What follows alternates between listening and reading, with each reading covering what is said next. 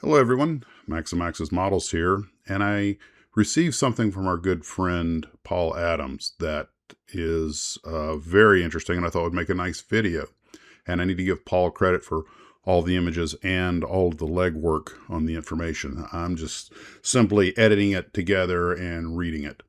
It began when Eric over at Celebrating Vintage Model Kits was asking him about the larger scale models that USAIRFIX released in America. They did not appear to be regular Airfix models. Paul thought some of the models, at least, were from the Scalecraft range.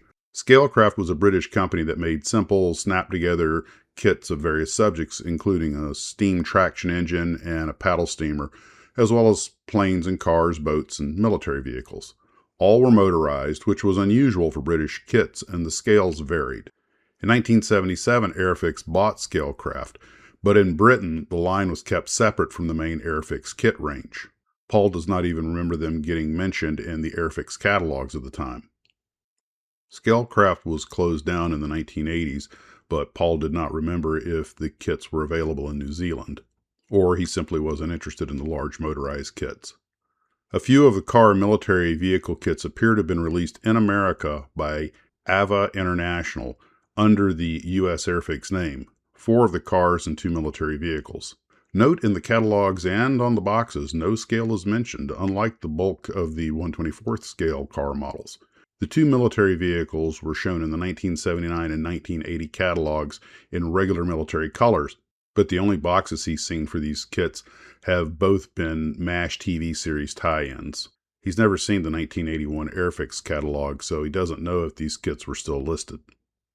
These Scalecraft USAIRFIX kits get 4 pages in the 1979 catalog, but only a single page in the 1980 edition.